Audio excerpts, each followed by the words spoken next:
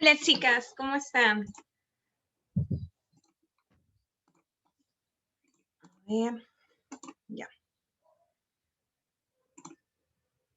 Saulo, cuando el grupo mayoritario son mujeres, es válido decir chicas, y estoy incluyendo a todos.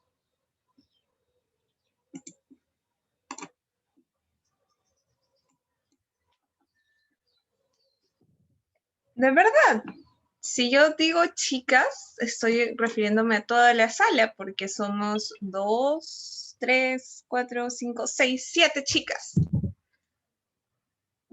Perdón, Saulo.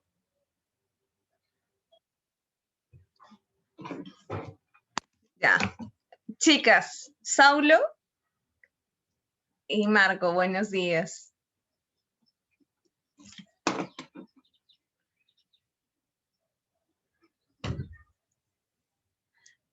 Bueno, vas a tener que acostumbrarte, Saulo, también, ¿no? Se están actualizando, el lenguaje se está actualizando, la lengua, mejor dicho, la lengua se está actualizando, así que vas a tener que adaptarte, Saulo. Bien.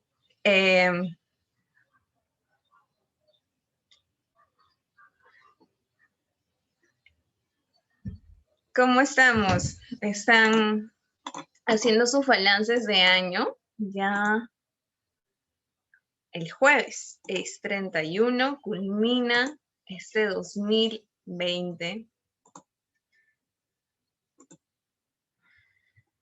Estamos bien. Culmina este 2020, así que sí, es una buena semana, es un buen momento para hacer nuestro balance del año con las cosas que hemos aprendido, las cosas que hemos afrontado y que hemos superado porque estamos aquí todavía. El 2020 no pudo con nosotros. Seguimos en la marcha y seguimos con nuestro objetivo de ingresar. Ok. Bueno, mientras esperamos que se una el profesor Mestanza para iniciar la clase, ya son las 10:10. Voy a volver a compartirles la noticia que tenía para ustedes. En este fin de año, ¿sí? En estas navidades que pasaron, tal vez no pudiste entregarle el regalo soñado a tu amigo, compañero, primo, hermano, familiar que se está preparando. Y este es el momento que te brinda la Academia Mega para que puedas tú dar ese regalo. ¿En qué consiste? ¿En qué consiste? Bueno, tú puedes invitar a un compañero a unirse al ciclo que ya estamos llevando, es decir, el ciclo que está en la semana 10, ¿sí? A este ciclo, y esta persona que tú invitas va a pagar un costo especial, va a pagar una mensualidad de 80 soles. Y así también tú que estás dando el regalo, el dador, va también a tener ese precio especial de 80 soles. Esta es una promoción, una oferta increíble para que tú puedas quedar muy bien con este amigo compañero y puedas entregarle un regalo que es la preparación, ¿no? Regala una preparación. Él lo va a pagar, claro, pero tú lo que le estás dando es la oportunidad de hacerlo a un precio más bajo y además tú también te estás dando un regalo porque vas a poder cancelar solamente 80 soles, o sea, te estás dando un descuento de 20 soles para que puedas emplearlo en otras cosas. Me parece un regalo perfecto. A mí me parece un regalo ideal. Y ya que estamos ahorita poniendo o observando qué es lo que necesitamos, qué podemos entregar, me parece que está muy bien. Uy, recién llegan. Y ya. Uy, no, Jean, sí es cierto. Ahora vamos a ver los comentarios, ¿ya? Hola, hola, buenos días, ¿cómo están? Bienvenidos, bienvenidos, bienvenidos. Ah, ya. Bueno, les mencionaba que en estas fiestas de fin de año, ¿sí? Se nos ha ocurrido la idea, se nos ha ocurrido poder darte la oportunidad a ti de que seas el Papá Noel del fin de año y puedas entregar un regalo especial. ¿Qué mejor regalo que la preparación preuniversitaria? Catherine, ¿qué consiste esto? Bueno, pues tú puedes invitar a un amigo, puedes invitar a quien tengas a tu lado, ¿sí? Porque no estamos solos en el mundo, Saulo. Siempre hay alguien que está con nosotros, siempre. Entonces puedes invitarlo y va a ingresar al ciclo que estamos llevando ahorita, al ciclo que está en la semana 10, pagando un precio especial. El precio especial es de 80 soles, ¿sí?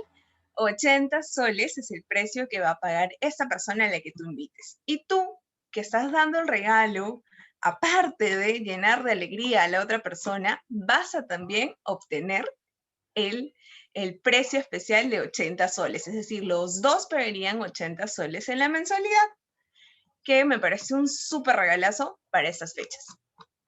Ahora que es tan importante tomar en cuenta qué estamos regalando, yo creo que el regalo de una preparación y de permitirles que ingresen con los profesores que ustedes conocen, con la calidad de profesores que ustedes conocen, al precio de 80 soles, me parece súper, súper, súper regalo. Una ofertaza. A ver, ¿qué han puesto acá? A Saulo, ¿qué? Saulo, ¿qué estás enviando? A ver, Eduardo pone una carita feliz. Ah, sí, Nadine me dice que su hermana está preparándose para la uni. Va a haber verano uni. Sí, Solimar también me dice que su hermana quiere uni. Va a haber verano uni, por si acaso. Ya lo saqué en el Facebook ayer.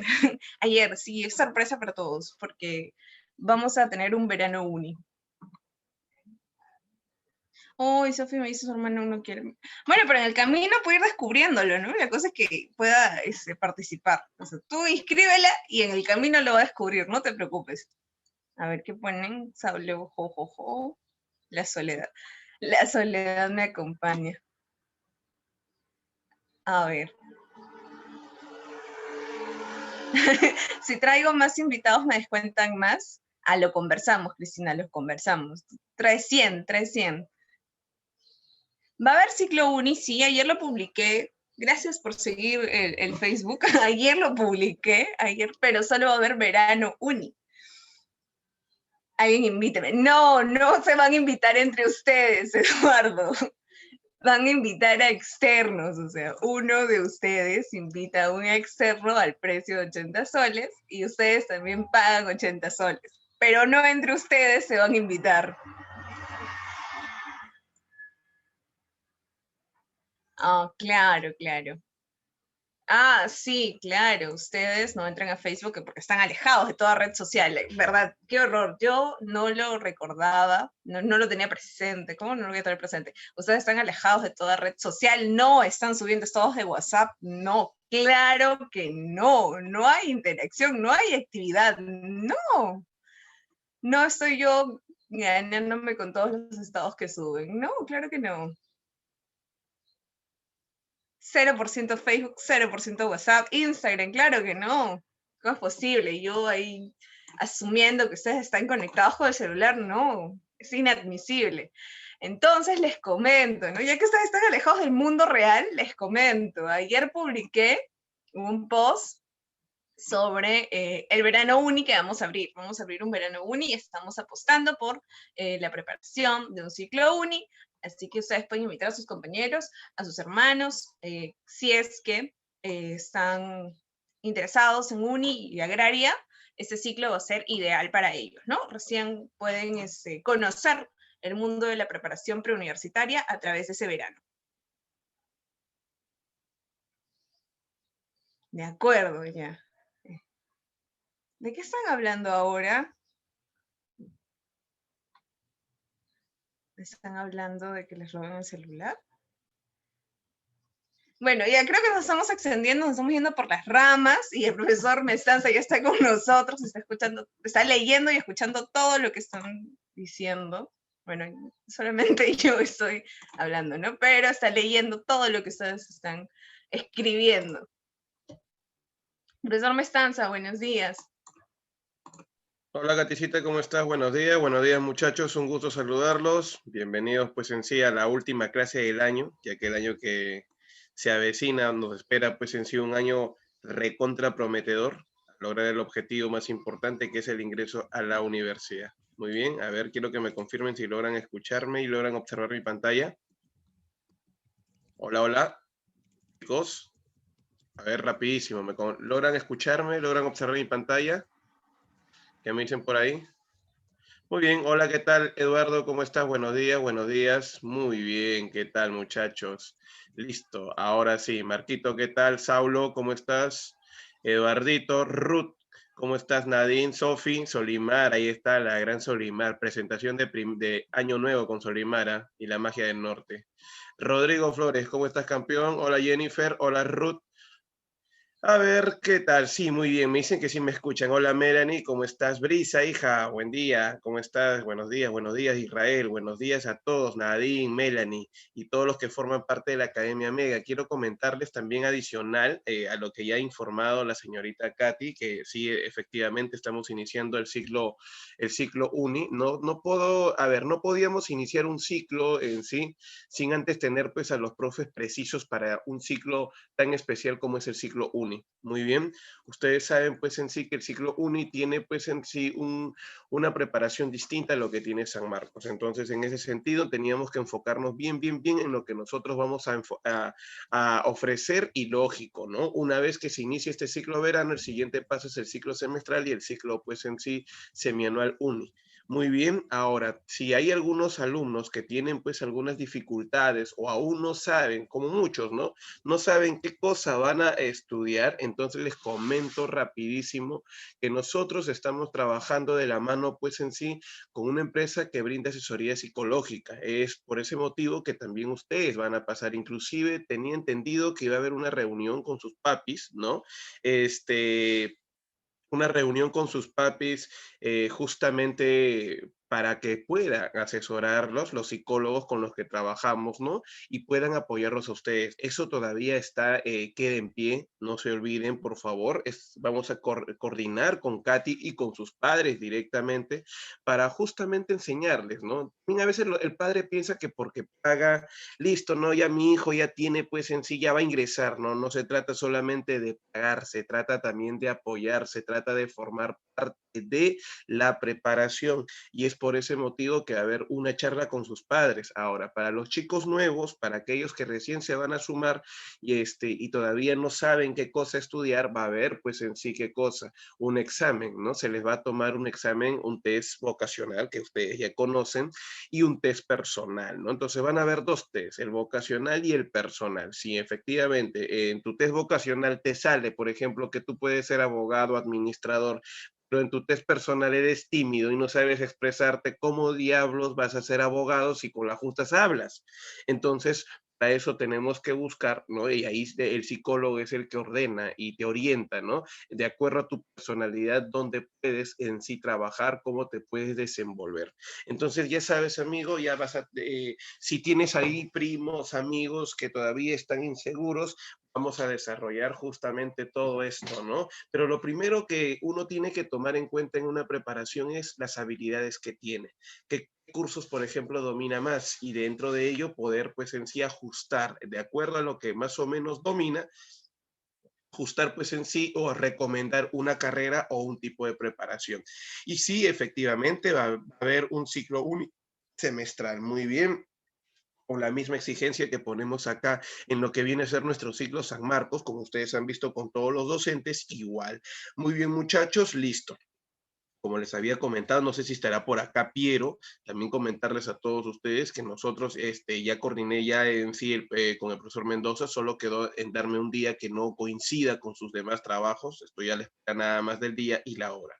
Muy bien, listo muchachos, no voy a perder más tiempo porque el tema de hoy es un tema relativamente largo, así que vamos a hablar acerca de la reforma, contrarreforma, las monarquías absolutas y la ilustración.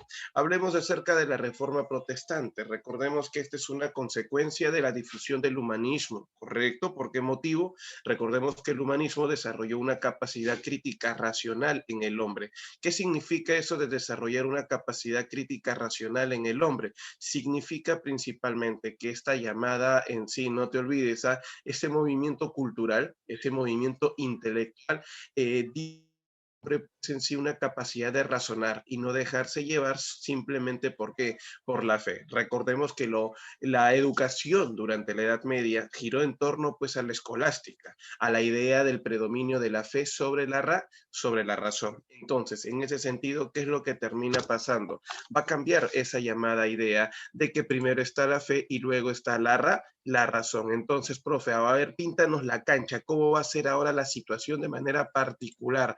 De manera particular, ahora la situación es la siguiente, ¿no? Ya en sí el hombre piensa, el hombre cuestiona y por eso no se deja llevar pues en sí por todo lo que dice la iglesia. Y ahí viene pues en sí el principal problema, ¿no? El problema es que la iglesia ya no va a tener pues esa capacidad fácil, ¿no? De poder dominar, de poder imponer su llamada autoridad.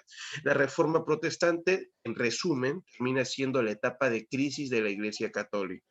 ¿Por qué motivo la etapa de crisis de la Iglesia Católica? Porque ya no es en sí, ya no es el ente dominante a nivel intelectual del hombre. Por eso, la Reforma Protestante, ¿qué termina siendo? Un movimiento religioso político impulsado por la burguesía, por ejemplo, que está detrás de todo esto, al igual que en el humanismo, y un sector de la nobleza feudal contra la Iglesia Católica, provocando su ruptura y la creación de una nueva religión, que es el protestantismo. Ahora, el protestantismo no significa que sea otra religión a la que tiene a la Iglesia Católica. Si ustedes se dan cuenta, los protestantes terminan siendo también algo parecido al católico. Utiliza la misma Biblia, pero claro está que no utiliza la normativa de la Iglesia Católica. Profesor, cuando usted me dice que no utiliza la normativa de la Iglesia Católica, ¿a qué hace referencia? Pero es obvio que hago referencia, querido alumno, y espero que nunca te olvides de eso, es que hago referencia a la organización política propiamente dicha. Ustedes saben que dentro de la Iglesia Católica existen jerarquías, ¿no? Vayamos a un ejemplo rápido. Papa, cardenal, obispo y arzobispo. ¿Te has dado cuenta en sí que existe una persona de rango alto y personas de rango bajo como los curas, párrocos, sacerdotes que están en tu barrio? Quiero comentarte entonces, amigo, sí, tú, futuro cachimbo, campeón, algo recontra, pero recontra simple.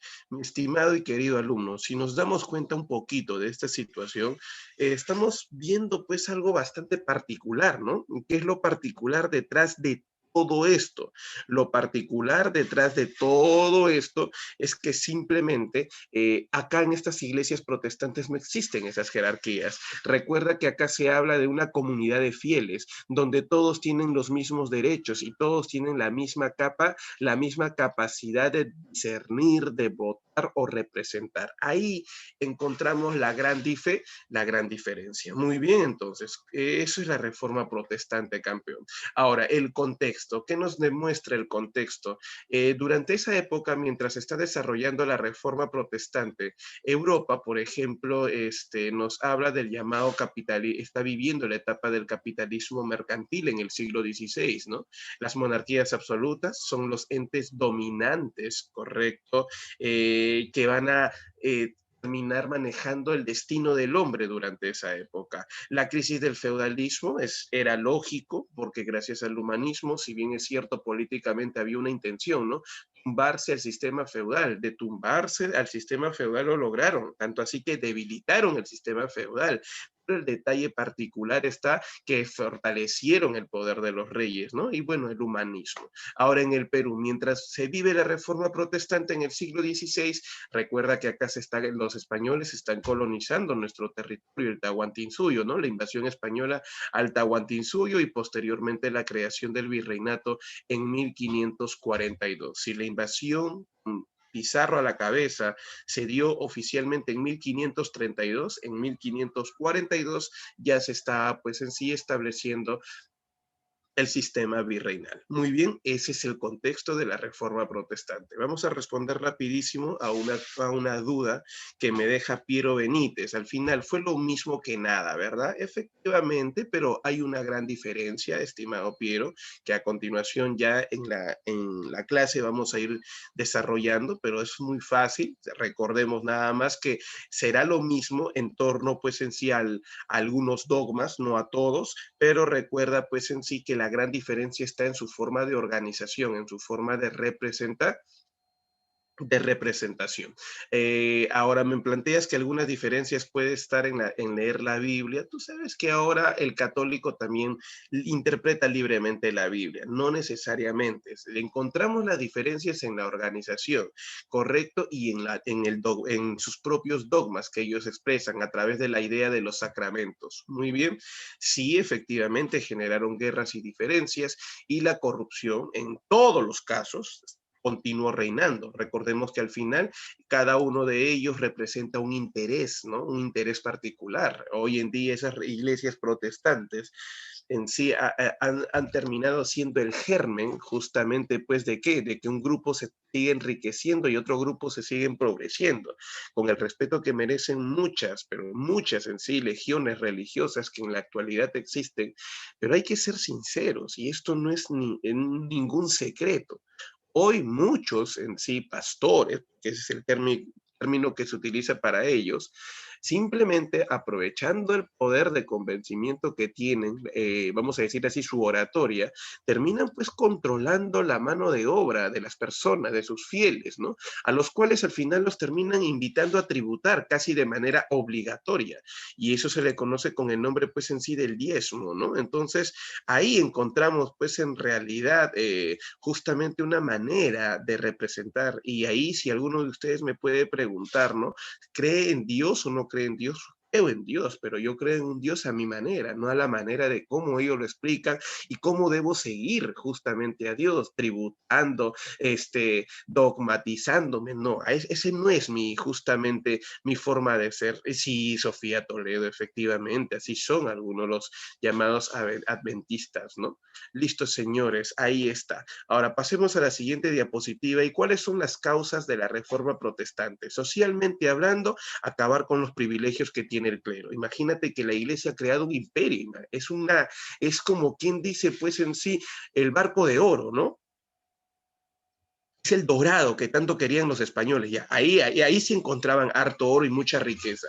También, por otro lado, es que la iglesia poseía en sí una gran posesión de tierras, ¿no? Y por ese motivo se buscaba la lucha por tierras y libertad para el campesinado, ¿no? Contra el sistema feudal, que a propósito, la iglesia todavía mantenía algunas costumbres feudales. Políticamente hablando, recuerda que por qué se da la reforma protestante para poder subordinar el poder que tiene el Papa, ¿no? En torno, pues, en sí a la iglesia y de esta manera, pues en sí, ante el poder monárquico. Económicamente hablando, hay que suprimir los bienes del clero. Correcto, repito una vez más, a nivel económico hay que suprimir los bienes de quién, los bienes del clero. Efectivamente, económicamente hablando, hay que suprimir los bienes del clero, muchas riquezas que tiene. Y ahí justamente vienen denuncias relacionadas con el aspecto ideológico, como por ejemplo, ¿qué vamos a encontrarnos, señores? La corrupción, correcto, de la iglesia y la tergiversación de los principios cristianos, ¿no? Ellos, como son los únicos que conocen de la palabra de Dios, interpretan justamente la Biblia, terminan siendo, pues al final, los hombres que manejan las decisiones finales en torno a la iglesia. Entonces, malinterpretan la palabra de Dios, lo utilizan a su antojo y creo yo que todos somos testigos, como por ejemplo la venta de indulgencias, ¿no? Donde ellos dicen pues en sí que si tú compras una indulgencia logras el perdón de Dios y si nosotros somos recontra capos e inteligentes sabemos la situación verdadera de que así no es que la cosa, ¿no? Muy bien, señores, ahí está, ¿no? Por ejemplo, las denuncias que recibió la Iglesia Católica, no solamente por la venta de indulgencias, sino también por la corrupción e inmoralidad de algunos padres de la iglesia. Muy bien. Sí, hay una película de Lutero. No lo terminé de ver porque está con harto trabajo, así como ahora. Pero sí voy a terminar de ver y hago el comentario necesario, querido. Pero si no, me encantaría hacer un comentario en torno a eso. Muy bien, listo, señores. Ahora, también está la lucha de la religión a que se adecua a la necesidad de la burguesía, ¿no? Lo que la burguesía buscaba era que esta religión se adecue pues en sí a su necesidad. Muy bien, vamos a darme un ratito, por favor. A ver todos. A ver, ¿qué ha pasado acá? Vamos a hacer rapidísimo esta cuestión particular, ¿ya? Dame un ratito, por favor. Solo te pido un minuto. Ajá, ajá. Listo. Ya está. Ahora sí. Vamos a compartir la pantalla. ¿Dónde está? Compartir pantalla. Plan, plan. Listo. Compartimos la pantalla. Me confirman si logran observarlo. Ahora, pregunta. Chicos, chicos, muchachos, ¿sí? Muy bien, listo, campeones, lo máximo, correcto. Gracias, Olimar, Nayeli, Saulo, Jennifer, el gran... Está Juancito, también está por acá. Gracias, Juancito Villano, Nayeli Alvarado. Listo, queridos y estimados alumnos. Entonces, ahí está. Sino que había quedado, pues, en sí, en la parte baja, esta parte que dice lucha de la religión que se adecua a la necesidad de la burguesía. No se notaba bien, ahora sí se nota. Muy bien, listo, queridos alumnos. Ahí están las causas. Entonces, tenemos causas sociales, que es acabar con los privilegios que tiene la iglesia, causas políticas, subordinar el poder que tiene el papa. Recordemos que los papas tenían un poder inclusive casi semejante al que tiene un rey, económicamente hablando. La iglesia tiene muchas riquezas, hay que suprimirlas y hay que dividirlas, ¿no? Muy bien, e ideológicas. Ahí está la denuncia, pues en sí, no te olvides de corrupción e inmoralidad. Y todo recuerda que ellos lo justificaban por la escolástica, ¿no? Eso se utiliza la razón.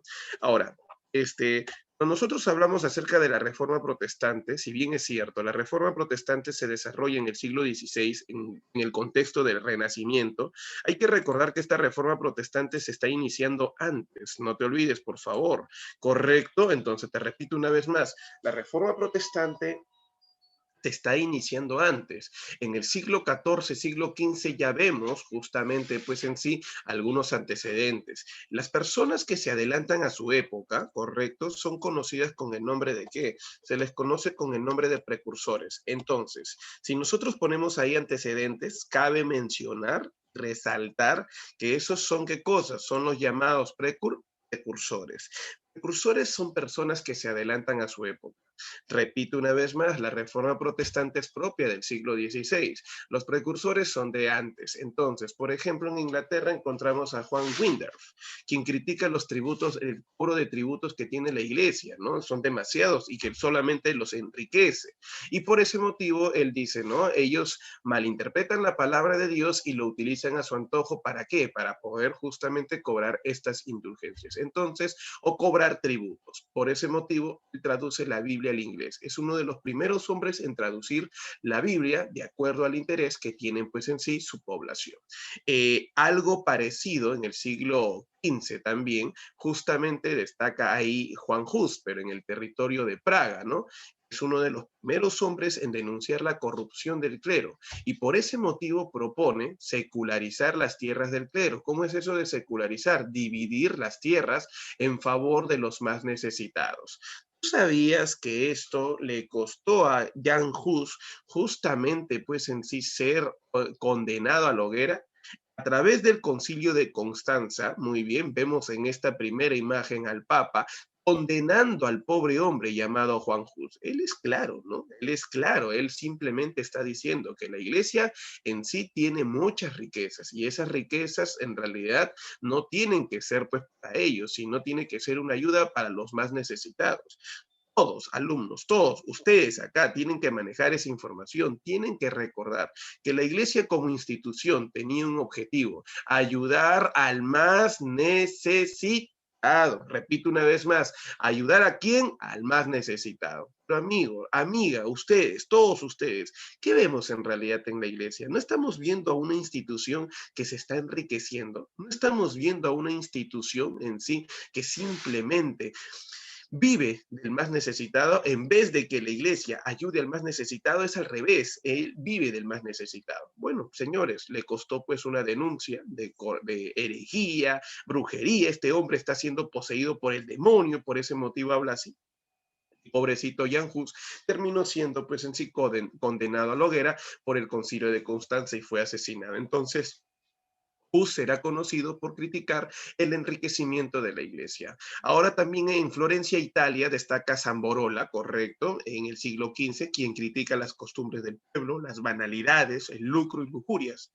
Pero, profe, disculpe, ¿qué tiene que ver eso con la iglesia? Si dices del pueblo, es que la iglesia era justamente la institución, quien a través de su educación tenía que justamente corregir estos malos actos de los pobladores comunes. Pero como la iglesia es una institución que vive de sus impuestos, ¿por qué criticarlos si ellos me mantienen? Dice, ¿no? Ahí justamente encontramos, ¿no? A Giovanni Boccaccio en el siglo XV escribiendo, pues, el Decamerón, ahí compartiendo, ¿no? Una crítica en torno a qué, muchachos, a la llamada, pues, inmoralidad de los padres. Entonces, sí, efectivamente, también, pues, en realidad, terminaría, algunos lo consideran como un precursor. Estamos hablando acá, Saulo, de precursores ligados a la iglesia, de personas ligadas a la iglesia que siendo parte de la iglesia critican a su institución.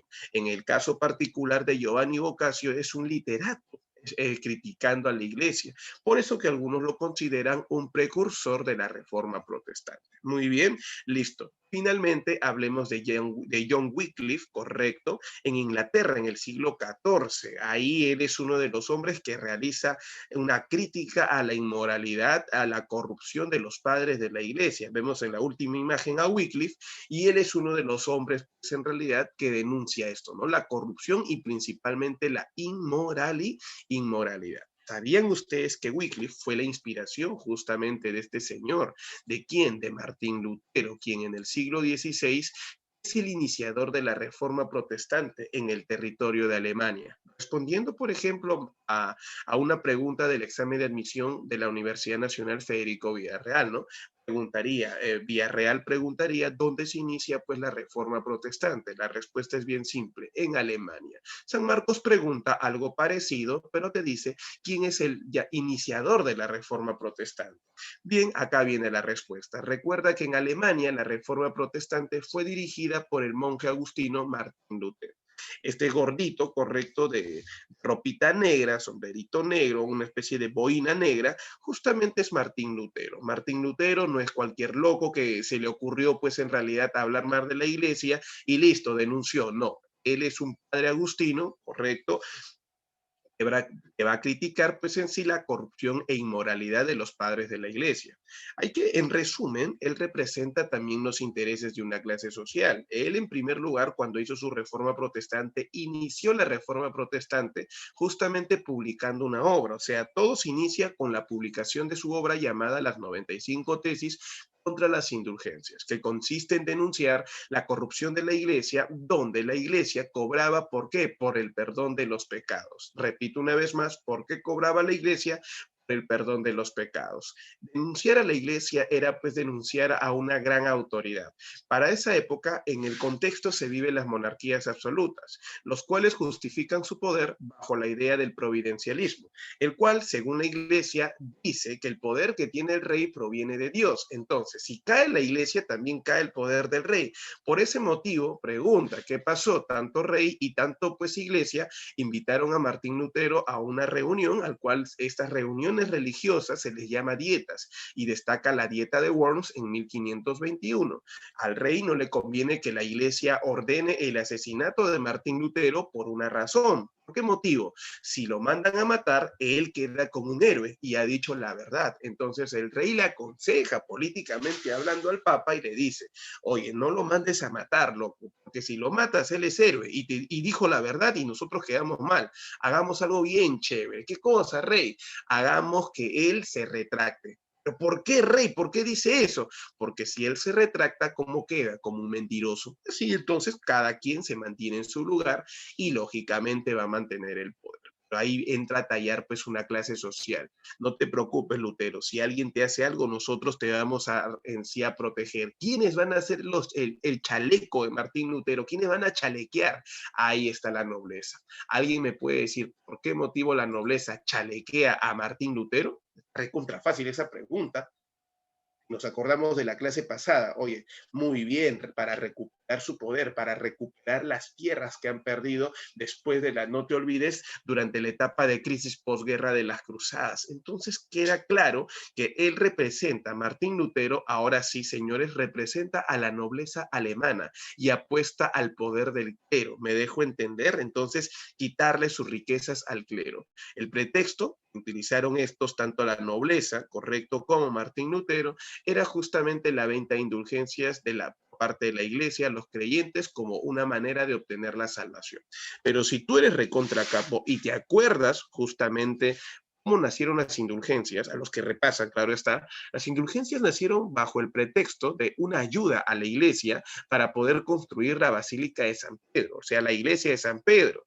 Recordemos que era una manera del fiel, correcto, del fiel católico de contribuir a esta construcción. Al final a los papas les gustó pues la platita y no quisieron perder pues en sí ese privilegio monetario y por ese motivo pues lo que terminan haciendo. Estos hombres, pues en realidad van a continuar cobrando y ahí destaca, pues, ¿no? La famosa idea de que muchachos, justamente, pues en sí, de cobrar por la supuesta o disque salvación. Bueno, lo invitaron en 1521 a Martín Lutero, justamente a la dieta de Worms, correcto, ahí Carlos V, rey de Alemania, a la vez también rey de España, pero con el nombre de Carlos I, obliga a Lutero a retractarse, pero hay un detalle importante. Cuando lo obligan a Lutero, di, ya expon, ¿cómo te vas a retractar? Lutero simplemente no se retracta y simplemente, ¿qué es lo que hace?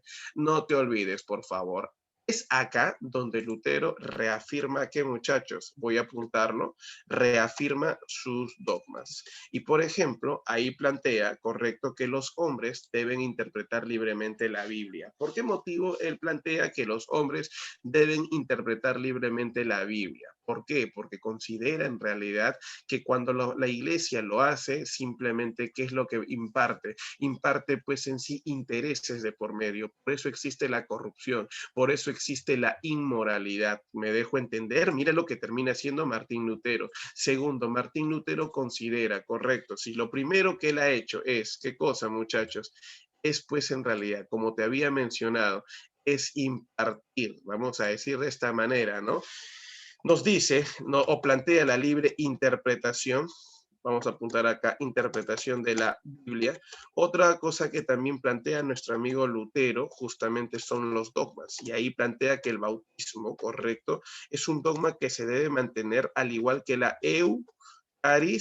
Eucaristía y finalmente, aparte de la Eucaristía, ¿qué otra cosa se tiene que mantener? El matrimonio. Esos tres en sí sacramentos deben ser los más importantes. Segundo, niega que las indulgencias puedan ser capaces de evitar la llamada, que muchachos, justamente la salvación. ¿Y cómo se logra la salvación? Para Martín Lutero, la única manera de lograr la salvación no es a través de comprar indulgencias, eso es una gran mentira, todo se logra mediante la fe. Y finalizamos, queridos y estimados alumnos, de la siguiente manera. ¿Cómo vamos a finalizar? Ahí está. Recordamos que niega dos cosas, ¿no? Niega el celibato, no sé si ustedes se acuerdan, el celibato y la transubstanciación. ¿Alguien sabe qué es esto de transubstanciación?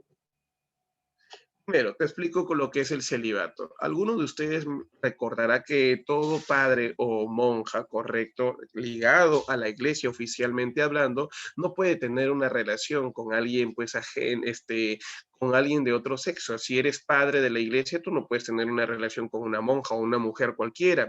Peor aún si eres monja, porque todos ellos solamente se casan con quién, se casan con Dios. Entonces, queridos y estimados alumnos, Martín Lutero decía, ¿en qué parte de la Biblia dice eso? ¿Por qué negarme la posibilidad de tener el amor? ¿Por qué negarme la posibilidad de tener una mujer? Él en realidad buscaba tener una relación con una monjita. ¿Acaso por tener una mujer voy a en sí a pecar? ¿Acaso por tener una mujer no voy a entender la palabra de Dios? Esa es una gran mentira. Así que negó el celibato y finalmente la transubstanciación, ceremonia eucarística donde el Padre levanta la copa de vino y cuando lo baja dice que no, en sí, no te olvides, primero lo sube y dice, esta es la sangre de Cristo, lo baja y se convierte en vino. Luego saca la hostia, dice, acá está la carne de Cristo, lo baja, termina siendo hostia. Él dice, no, no hay ninguna transformación, el pan es pan y el vino es vino. Eso es lo que plantea el amigo llamado Martín Lutero. ¿Sabías en realidad que Lutero finalmente sostuvo que había que secularizar los bienes de la iglesia en favor de la nobleza, o sea, darle un pedazo de las tierras a quién, a la iglesia, a los hombres, a la nobleza, y entonces es ahí donde se desató pues en realidad una persecución. ¿Por qué motivo? Porque Lutero ya había transgredido justamente no solamente los dogmas de la iglesia, sino también los intereses económicos que posee la iglesia católica. Es ahí donde entra pues el protagonismo de la nobleza alemana, ¿no? Quien va a proteger a Martín Lutero. ¿Queda claro, queridos y estimados alumnos? Entonces, así o de esta manera es como se va a proteger al señor llamado Martín Lutero. Listo, amigos, para finalizar, ¿qué consecuencias trajo eso? Como todos ustedes recordarán, revueltas sociales, por ejemplo, y también movimientos campesinos. Por ejemplo, el movimiento de los campesinos fue dirigido por Thomas Muns y los llamados anabaptistas, pero ellos son conocidos por un nombre, ¿no? ¿Por qué se les llama anabaptistas? La palabra as es un prefijo que simboliza o significa no o significa sin, y baptista significa bautizo. Entonces, ellos están negando el bautismo, pero no es que digan, estoy en contra del bautismo. Ellos negaban el bautismo de los infantes. ¿Por qué motivo bautizar a un niño menor a los 3 años si ese niño no ha cometido ningún pecado? Es por ese motivo que ellos consideraban de que se debía bautizar cuando ya el niño tenga una edad promedio. Entonces, pregunta, pero como ellos en sí, por ejemplo, Lutero, la iglesia, interpretaron de que los anabaptistas se oponían al bautismo, pucha, compadre, empezó la persecución contra estos pobres hombres, a los cuales simplemente, pues, Lutero particularmente, los criticó de hordas salvajes, o sea, con eso queda claro que Lutero no ayudaba a los campesinos, peor aún los denunciaba, y de esta manera, pues, en sí empezó una fuerte represión, persecución y castigos contra los anabaptistas. Por otro lado, también vamos a ver que se va a promover justamente la predicación de la comunidad de bienes, ¿no? Y bueno, señores, hay que recordar que va a haber una fuerte represión por Lutero y los príncipes alemanes. Van a empezar a reprimir a Lutero. No es Lucero, sino es Lutero. Muy bien, listo, queridos alumnos. Un pantallazo violento, por favor, me confirman con un sí a la voz de 3 y pasamos a la siguiente diapositiva para poder borrar. 1, 2, 3. ¿Ya? ¿Listo, Nadine? ¿Más ahí? Al toque, al toque, al toque, rápido. Muy bien, Jennifer. Muy bien, ¿quién más, señores? ¿Quién más? Listo, Melanie. Muy bien, Solimar. Ajá, correcto, correcto. Estimados y queridos alumnos. Muy bien, Nayeli. Excelente, excelente. Ahí está Israel. Correcto, listo. Ahora sí, vamos a borrar, señores, queridos y estimados alumnos. Una cosa rápida y violenta.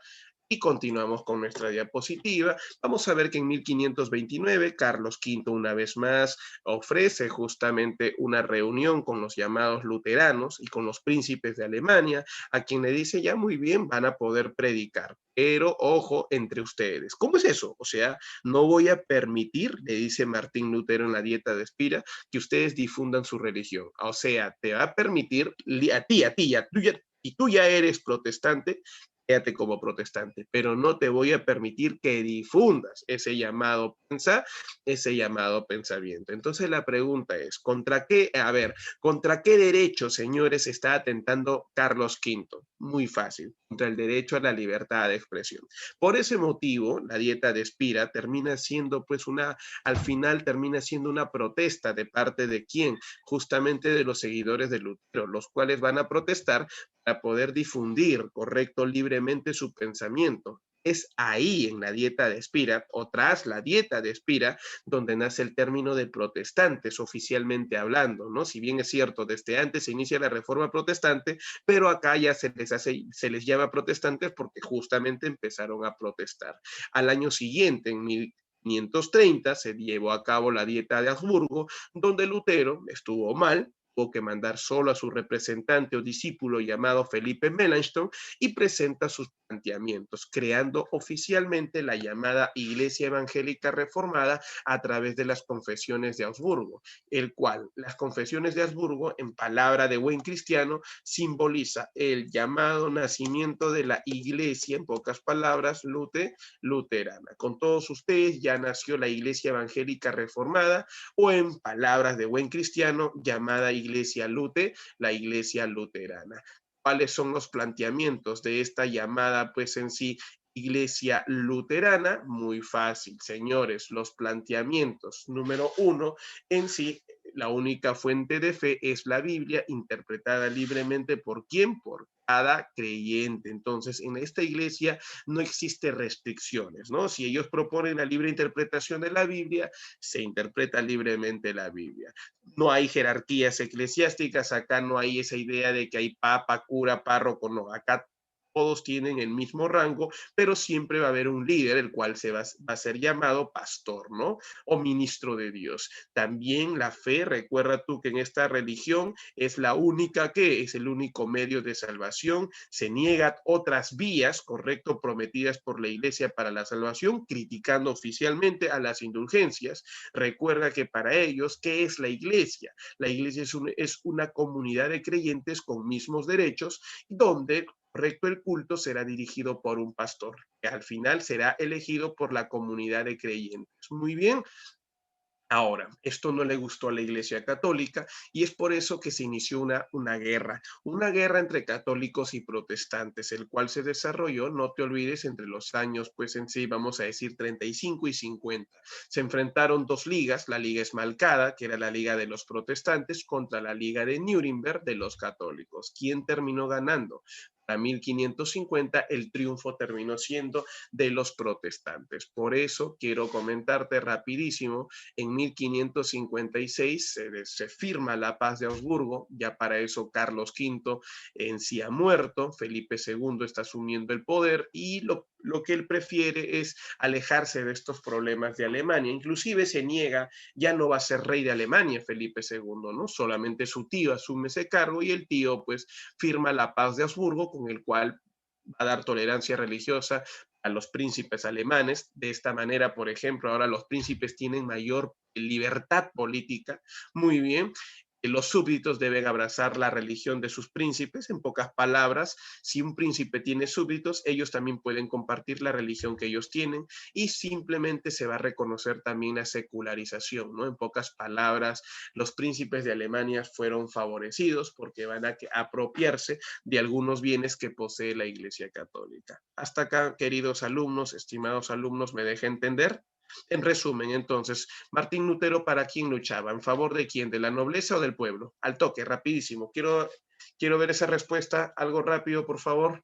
¿Para quién luchaba? ¿En favor del pueblo o la nobleza? A ver, vamos a ver acá la respuesta. Juan Villano dice nobleza, Saulo nobleza, Piero nobleza, Narín nobleza y Nayeli nobleza, al igual que el amigo llamado Israel Cerrón. Y yo los felicito a todos ustedes porque han respondido de forma de forma correcta. Muy bien, entonces, vamos a pasar, no te olvides,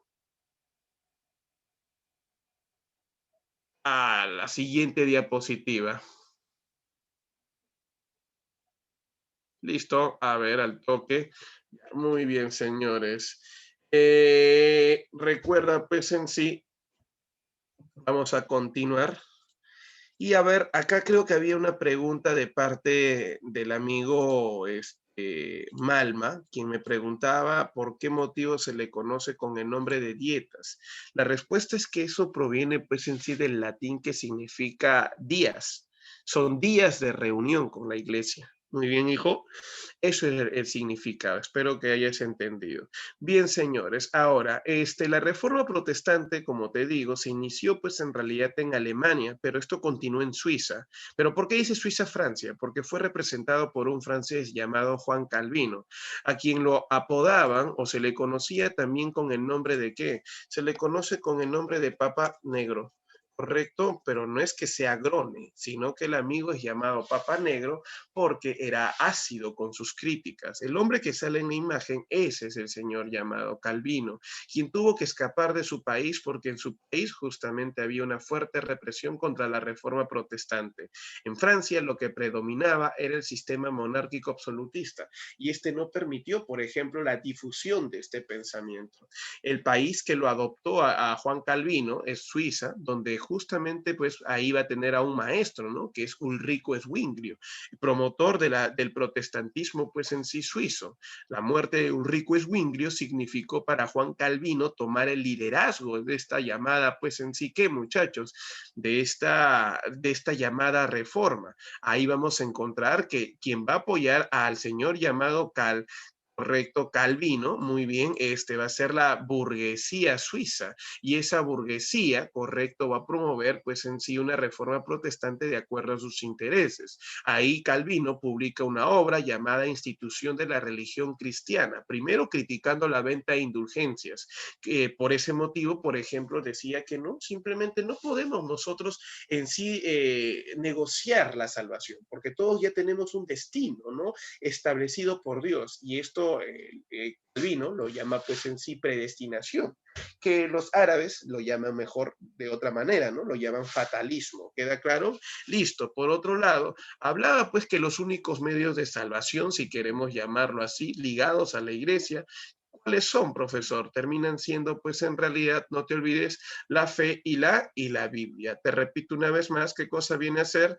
la fe y la Biblia? Muy bien, listo, queridos y estimados alumnos. Ahora, ¿algo más que nos pueda mencionar? Claro que te puedo mencionar algo más. La organización eclesiástica en función a pastores elegidos por una asamblea de creyentes. Te repito una vez más, organización eclesiástica en función a pastores elegidos por una asamblea de creyentes. Sí, efectivamente, él también, al igual que Lutero, primero, de la libre interpretación de la Biblia, segundo, correcto, considera de que no debe haber una organización eclesiástica. ¿Por qué? Porque cuando existe esa idea de que existe papa, cura, párroco, vamos a seguir viendo que existe una persona con mayor rango y una con menor rango, pero aquel que tiene mayor rango siempre, pues en sí es la persona más poderosa, más rica, y el que tiene menor rango, ¿qué simboliza? Simboliza, pues en realidad, vamos a decir de esta manera, ¿no?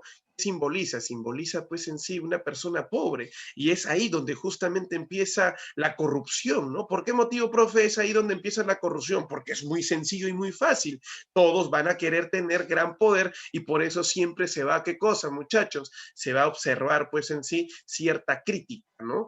A las personas que tienen mayor poder y todos van a anhelar, no importa, corromper, pagar por algunos cargos eclesiásticos. Entonces, simplemente él considera que la iglesia tiene que ser una organización eclesiástica en función a pastores elegidos por sus mismos creyentes. Muy bien, listo, señores. Ahora, la dirección, ¿correcto? ¿Quién tiene la dirección? Ahí justamente represento, voy a responder a la pregunta, pues en sí, de Piero Benítez cuando me pregunta es la corrupción. La corrupción es aquel acto, correcto, relacionado a la vida del hombre, correcto, con el aspecto, vamos a decir así, ¿no? Moral. En este caso sería antimoral, que representa qué cosa? Una actitud negativa a las buenas costumbres. Correcto es decir, en palabras de buen cristiano, que eso va en contra de la ética, de la moral o moralidad, si queremos hablarlo, porque es el semejante a la ética de la actuación del hombre. En este sentido, si es una institución como la iglesia, quien tiene pues en realidad, no te olvides que actuar de forma correcta frente a los buenos actos, y más o menos estamos hablando de comparación, lógicamente ahí encontramos la relatividad en la palabra, el significado y el acto propiamente dicho. Entonces, ¿qué institución se encargaba de velar por esa buena fe? Si la Iglesia Católica tenía una institución que supuestamente velaba por la moral, por los buenos actos del hombre, correcto, entonces, ¿quién era esa institución? La Santa Inquisición. Algo parecido a la Inquisición es el Santo Consistorio, justamente creado por Juan Calvino. Muy bien, ahí está. Esto entonces permitió a Calvino tener pues en realidad una manera particular de manejar esta institución, de manejar la llamada pues comunidad de creyentes y de esta manera Calvino, a diferencia de Lutero, luchaba pues más en favor de la gente de qué? De la gente, no te olvides, del pueblo. Es por ese motivo que su iglesia se fundó no solamente en Suiza, también en Francia. Y hay que recordar que este hombre tuvo qué cosa? tuvo seguidores. Y si hablamos de seguidores, ahí encontramos pues en sí a quién. Encontramos a los hugonotes, no sé si ustedes se acuerdan de los hugonotes en Francia, encontramos a los puritanos y a los presbiterianos, no te olvides.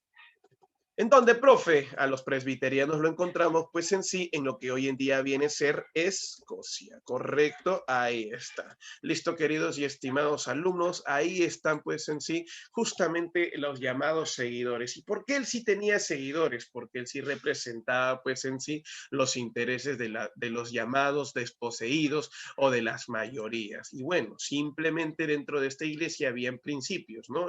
Los principios de su iglesia eran el trabajo, la laboriosidad, la oración y la disciplina. ¿Y quién se encargaba de velar por todo esto? Esta institución, el llamado Santo Consis, el llamado Santo Consistorio. Muchachos, a la voz de tres, pantallazo violento y me confirman con un sí. 1, 2 y 3. Rápido, pantallazo. Y ahora quiero ver su sí. Rapidísimo, por favor. Listo, ajá, muy bien. Ya Melanie dice que ya. También Piero, Ruth, Marco, Brisa, Nayeli, Solimar, correcto. Ahora sí vamos bien. Ahora sí, muchachos, esto es lo que yo estaba esperando de todos ustedes. Queridos y estimados alumnos, mi pregunta es, ¿hasta acá me dejé entender?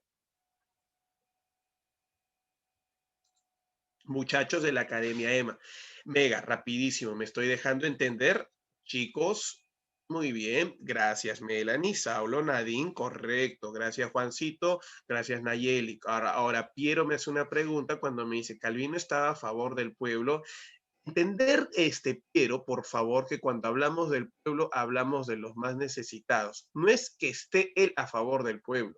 El pueblo está a favor de él porque él representa más sus intereses. Él no fue tan sectario, vamos a decir de esta manera, al decir pues de la nobleza, ¿no? Particularmente Lutero sí es una persona que enteramente luchó por la nobleza. En cambio, Calvino no. Él lo hizo por la burguesía y también, lógicamente, por la mayoría. Tomando en cuenta la llamada clasificación social, la burguesía es del pueblo. Entonces, es que asumimos de eso, que él lucha en favor del pueblo. ¿Listo, estimado y querido Saulo? Perdón, Piero, ¿no claro? Listo, muy bien, gracias. Pasamos a la siguiente diapositiva y ahora hablemos de Inglaterra. Vemos ese gordito que más parece una carpa de circo. Quiero comentarles que ese gordito es el rey, no te olvides, Enrique VIII. ¿Por qué motivo un rey, profe? Vemos que normalmente lo lógico era que eran padres de la iglesia, aprovechando o denunciando la corrupción, inmoralidad de los padres de la iglesia, pero vemos ahora un rey, efectivamente, ahora vemos a un rey.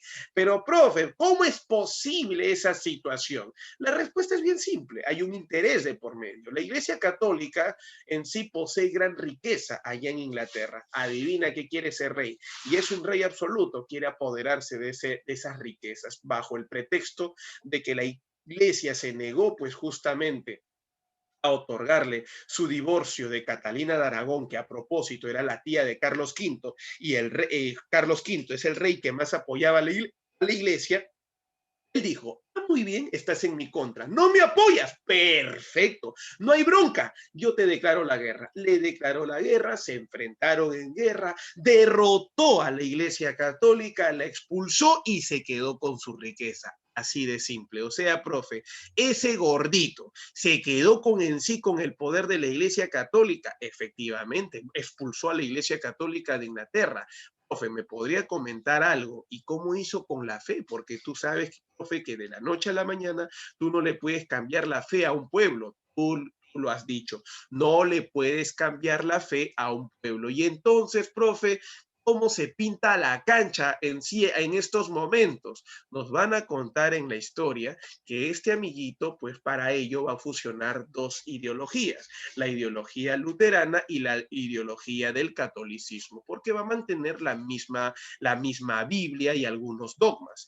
Por eso, en 1539, Enrique VIII, a través de un documento llamado el Acta de Supremacía, subordina el poder de la Iglesia Católica al poder del rey, naciendo oficialmente de esta manera, apuntamos ahí por favor todos, que nace la llamada Iglesia Anglicana. Característica de esta iglesia es que es una iglesia nacional donde la máxima autoridad es el rey y ya no el papa, ¿correcto?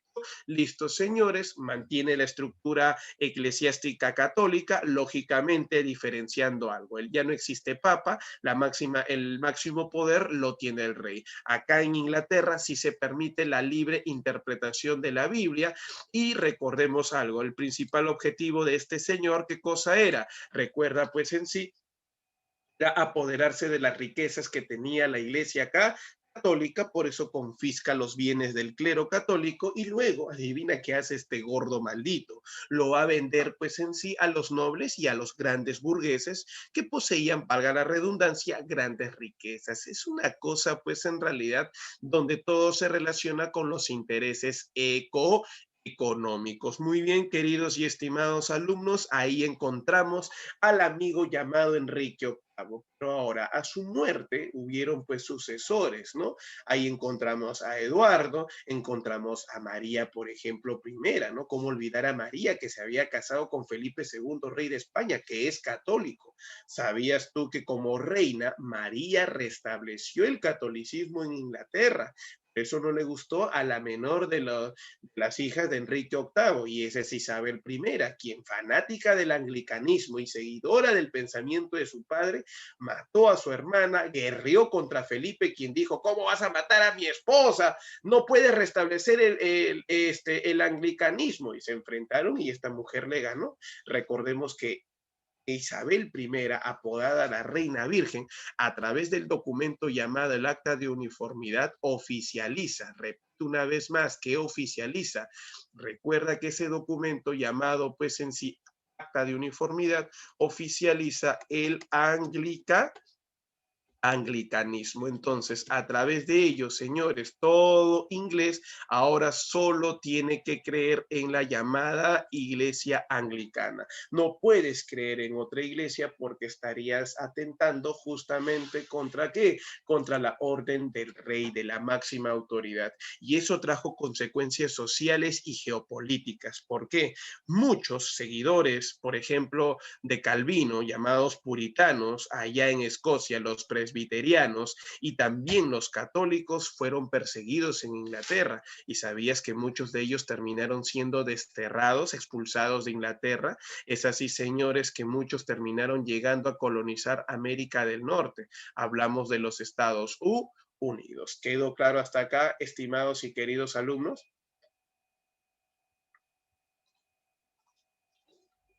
Pregunta, ¿me estoy dejando entender? ¿Hay alguna duda hasta acá? Niños, niñas, alumnos de la Academia Mega, listo, correcto. Entonces, ya con Melanie me está indicando que sí, todo claro, profe. Muy bien, señores. Vamos a darle rapidísimo un pantallazo rápido y violento, porque hay una diferencia, ¿no? El acta de supremacía solo es el nacimiento de la Iglesia Anglicana y el acta de uniformidad es la oficialización, prohibiendo otras religiones. A la voz de tres, todos, pantallazo violento y me confirman con un sí. 1, 2 y 3. Listo, muchachos. Ahora sí, confirmen para poder borrar. Gracias, Piero, Melanie, Brisa. Muy bien, hijita. ¿Quién más por ahí? Israel. Ya está, me dicen. Muy bien, señores. Ahora sí, borramos, correcto, borramos rapidísimo. Pasamos a la siguiente diapositiva. Bueno, era lógico pues que la Iglesia Católica iba a entrar en una etapa de crisis y esa etapa de crisis iba a afectar bastante. Por ese motivo, para salvaguardar los intereses de la iglesia, es que la iglesia católica también va a iniciar una etapa, ¿no? Al cual se le conoce con el nombre de contrarreforma.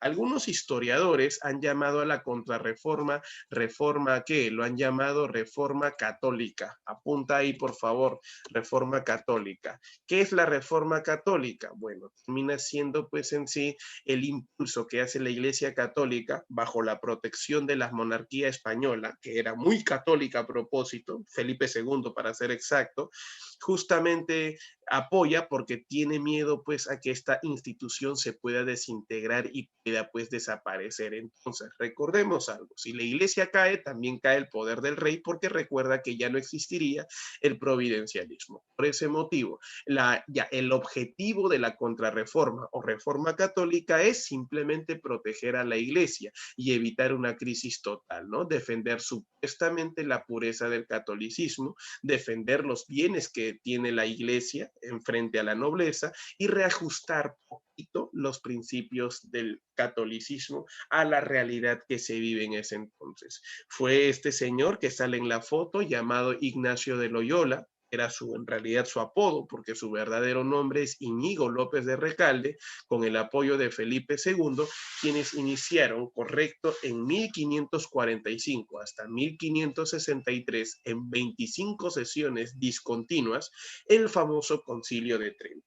Como su palabra dice, conciliar. Vamos a, como quien dice, a negociar con los protestantes. Este Concilio de Trento, ¿por qué motivo será importante? ¿Por qué motivo será conocido? Porque acá quiero comentarte rapidísimo qué es lo que se va a negociar, profesor. Se va a negociar principalmente, y espero que todos ustedes no se olviden, por favor, se va a negociar nada menos y nada más que la llamada, pues en sí, el dogmatismo de la Iglesia Católica. Si los protestantes pedían 2 o 3 sacramentos, la Iglesia Católica dice, yo no puedo aceptar lo que piden, lo que dicen los protestantes, porque ahí sí voy a quedar mal. El pueblo en general va a asumir que lo que ellos proponían era correcto y nosotros hemos mentido. Por eso quiero contarte a ti, sí, futuro cachimbo, a ti te quiero contar, se ratifican los 7 sacramentos, manteniendo y estableciendo que el matrimonio es indisoluble, al igual que el celibato. No se puede eliminar el celibato, que Martín Lutero lo quería eliminar. El matrimonio se mantiene en pie y no se pueden separar las personas, aunque hoy en día ya es distinto, ¿no? Pero bueno, ahí en ese momento se dijo, no, el matrimonio es matrimonio y toda persona que se casa ya se queda pues en sí con esta persona. Mira, imagínate, ¿no? Los 7 sacramentos, etcétera. Por otro lado, también se establece el Tribunal de la Santa Inquisición.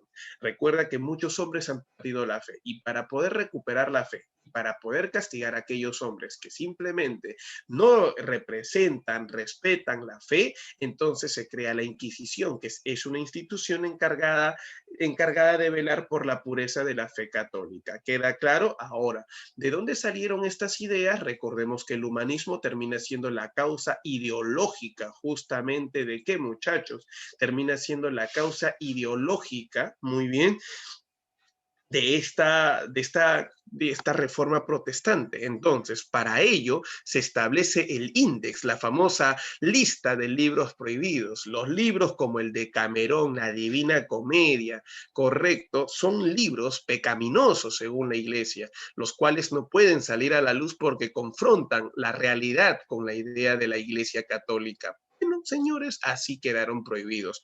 ¿Cuándo volvieron a ver la luz? Con el Concilio Vaticano, ya en el siglo XX, a finales del siglo XX. Ahí recién estos libros volvieron a salir a la luz, ¿no? Probablemente tu abuelo o bisabuelo, en los años 70, para ser exacto, en el 73, fue uno de los primeros en leer, pues en sí, el de Camerón, o sea, después de mucho tiempo, se volvía, pues en sí, a tener contacto con estos libros. Recuerda también que para poder, eh, o recobrar la fe del hombre, se crea la Compañía de Jesús, ¿no? Como una institución religiosa que va a ayudar a bautizar, cristianizar y catequizar a quién, muchachos, a los llamados hombres. Por ese motivo, la Compañía de Jesús, que en el Perú fue conocido con el nombre de jesuitas, muy bien, termina siendo pues en sí catalogado como los soldados de Cristo, quienes van a pues en sí, ¿qué cosa, muchachos? Quienes van a terminar, repito una vez más, quienes van a terminar pues ofreciendo. ¿Qué cosa van a ofrecer? Los que van a ofrecer pues en sí una vida plena, pura, correcto e inmaculada. Listo, señores, ahí está Íñigo López de Recalde. Profe, tengo una duda. Al final, ¿qué se estableció? ¿Se podía interpretar libremente la Biblia? No. Se prohibió la interpretación de la Biblia que tanto Lutero y Calvino buscaban. ¿Sigues leyendo la Biblia con quién? Con un padre de la iglesia. Y finalmente, querido y estimado alumno, quiero comentarte en realidad, durante esta época tampoco se eliminó la llamada, ¿qué muchachos? No se eliminó, por ejemplo, la jerarquización de la iglesia, se mantuvo esas jerarquías. Ahora, ¿tú sabías que esto, si bien es cierto, debilitó a los padres de la iglesia, pero permitió, claro, es una restauración, ¿no? Como dicen, ¿no? Volver toda la normalidad. No hubo casi absolutamente ningún cambio, estimado Piero. ¿Y eso por qué? Porque recuerda lo que te dije, si tú aceptas algún cambio, ¿qué cosa muestras? Muestras debilidad. Y eso fue aprovechado por los reyes. Si bien es cierto, la iglesia va a bajar su rango y poder, pero quienes van a en sí reafirmar su poder, centralizando totalmente el poder, son los reyes. Es por eso que acá se consolidan las llamadas monarquías absolutas. Una monarquía absoluta, señores, termina siendo pues una llamada que, muchachos, termina siendo pues en sí un sistema político, económico y social donde todo el poder se concentra en manos del rey. Ahora, ¿cuáles son las causas para la aparición de una monarquía absoluta? Muy fácil. Recuerda que económicamente hablando se buscaba eliminar las trabas feudales para expandir el comercio. Ahí está, ¿no? Recordemos que la burguesía tenía por objetivo eliminar las trabas feudales. Se tumbó al feudalismo, pero sin querer queriendo, ¿qué terminó haciendo? Centralizando, ayudando a centralizar el poder a los reyes. Ahora, a cambio, los reyes supuestamente ofrecían el auspicio de la expansión, como lo hicieron España, como lo hizo Portugal, a cambio de, pues, en sí, ¿de qué, muchachos? De desarrollar un sistema, pues, de concentración de metales, el cual se le llama mercantilismo y bullonismo, ¿no? Concentración de metales preciosos como el oro y la plata, y por eso se aplica el proteccionismo. A nivel social, recuerda que la nobleza también se va a unir con el rey al ver que ya perdía poder, dijo, entonces, quiero que mantengas mis privilegios. Por eso, socialmente hablando, los reyes mantienen los privilegios de la nobleza feudal, el cual puede ser la nobleza cortesana, palaciega o parasitaria. Parasitaria normalmente se le llama a aquellos que dependen enteramente del rey, ¿no? Y vamos a ver que va a haber un mayor control en la masa campesina.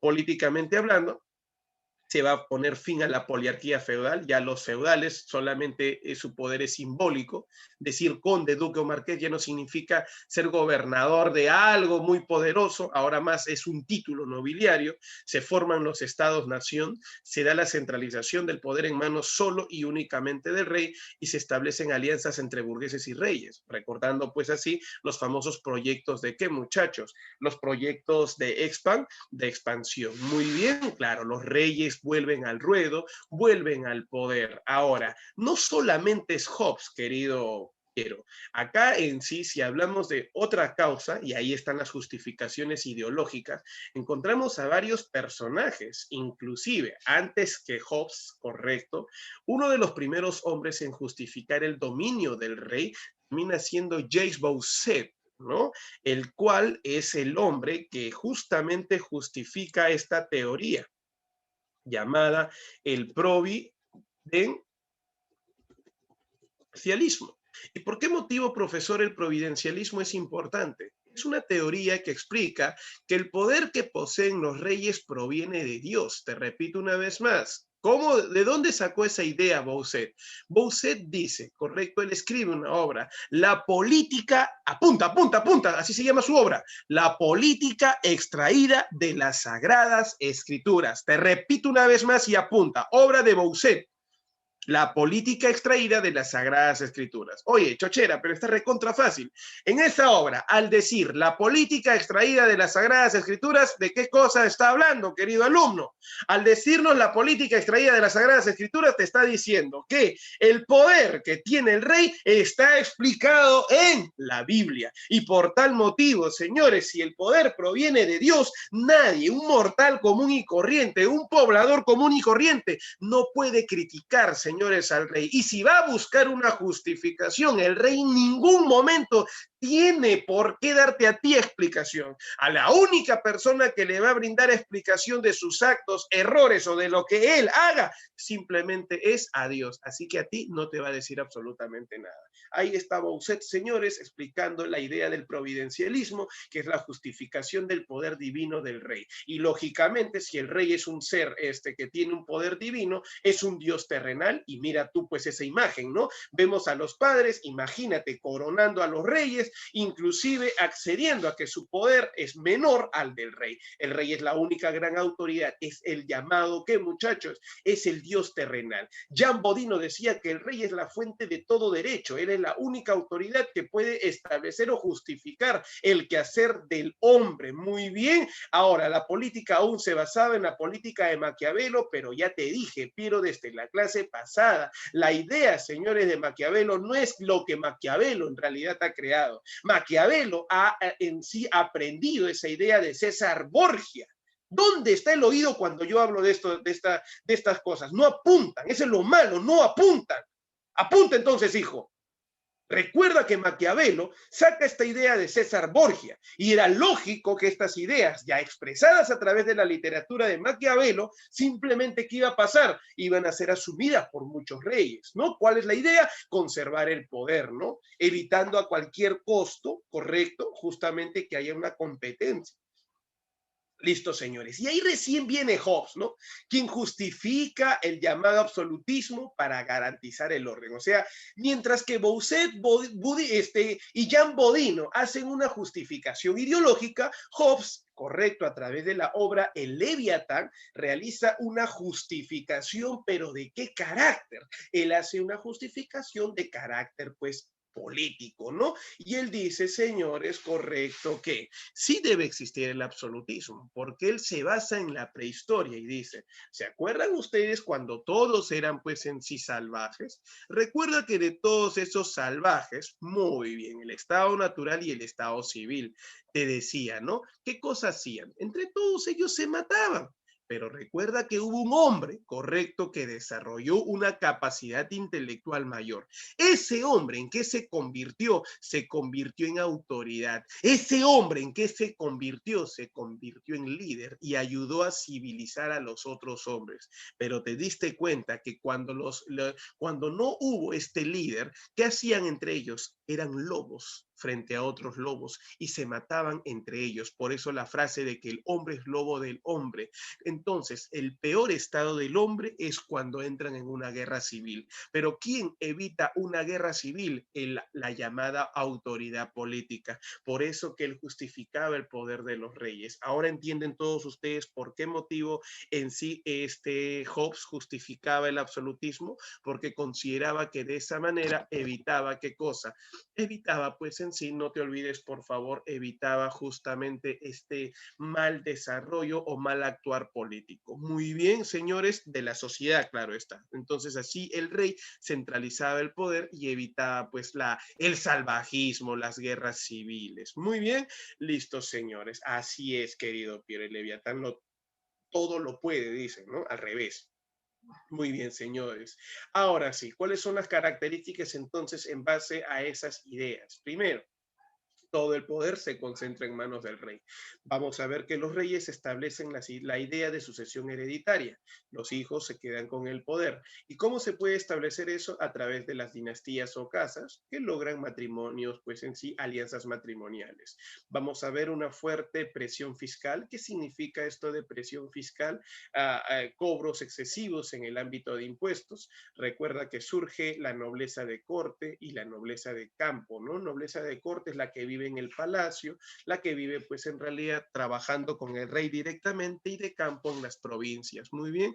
Y aquí muchos de ellos buscan ingresar al ejército real, el ejército nacional. En la historia nunca los países habían tenido ejércitos. Ahora entiendes por qué fracasaron los reyes de la época medieval. Cuando llegaron los bárbaros, ellos no tenían ejércitos, por eso otorgaron poder a los nobles y estos a cambio se quedaban con el poder de la tierra.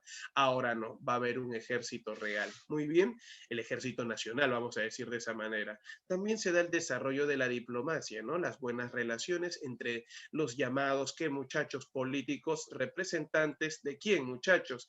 De los cargos más importantes. Finalmente se va a dar la venta de cargos administrativos comprados por la burguesía. Imagínate, un caso particular al toque es un representante de la ilustración. A ver, muchachos, un minutito. Martín, estoy en clase. Te vuelvo la llamada, por favor, amigo. Bacán, bacán, bacán, amigo. A ver, rapidísimo. Entonces, venta de cargos administrativos. Ya, ¿sabes quién es ese ilustrado que compró un cargo administrativo? Es un burgués. No sé si ustedes se acuerdan de, a ver, por ahí, alguno de ustedes quizás se acuerda, de Carlos de Secondat. Claro, muy bien, señores. ¿Quién es este señor? Carlos de Secondat. ¿Quién se acuerda? Varón de una ciudad en Francia. Nadie se acuerda. Bueno, ahí está, claro, Marquito, muy bien, Montesquieu, correcto. Montesquieu, por ejemplo, compró un cargo administrativo y él era pues en sí un burgués, sino que tenía pues un fuerte ingreso económico. También se están dando pues en sí las famosas guerras inter y se van a dar guerras internacionales, ¿no? Ahora, vamos a conocer a las principales monarquías, pero no te olvides a providencialismo que explicaba el origen divino del poder del rey, correcto, supuestamente el poder proviene de Dios. Esa palabra, por favor, tiene que quedar claro contigo. ¿Cuáles son las principales monarquías? En el siglo XVI, la number one, si ustedes pueden ver a la cabeza, va España, segundo va Francia y tercero Inglaterra. España logró en el siglo XVI tener a dos grandes autoridades, Carlos V y Felipe II. En el caso de Francia, encontramos a la dinastía Valois, correcto, con Francisco I, Enrique II y Enrique III. Puedo contarte un secreto. Francisco I rivalizó con Carlos por el control, por ejemplo, de Italia, por el control de Alemania, y siempre Francisco perdió. Por eso ahí vemos que España tiene mayor poder que Francia. Al igual que los hijos, Felipe II rivalizó con Enrique II y también Enrique II perdió. Puedo contarte que por ese motivo España pues termina siendo una gran potencia. Ahora, la respuesta, ¿por qué motivo España de la dinastía Habsburgo termina siendo la más poderosa? Al siglo XVI, recuerda que han invadido el Tahuantinsuyo y se han llevado una gran cantidad de oro y plata. Y es lógico, ¿no? Los virreinatos terminan siendo en sí vamos a decir así, ¿no? Las colonias que terminan otorgándole mayor riqueza a España. Si no existiera eso, simplemente, pues, ¿de qué estamos hablando? De una pobreza, y eso le dio mucha riqueza. Francia, con la dinastía Valois, vio al último Valois con Enrique III. Cuenta la historia que Enrique II dejó como heredero a Enrique III. Y cuenta pues en realidad que dejó el poder a su hijo Enrique, nunca dijo que Enrique, todos sus hijos se llamaban Enrique, también aparte de Enrique III estaba Enrique IV, Enrique de Anjou. Entonces, ¿qué pasó, señores? Estos Enriques entraron en guerra. Durante el gobierno de Enrique III se inició la guerra de los tres Enriques. ¿Y quién ganó? Como para seguir la secuencia, Enrique IV.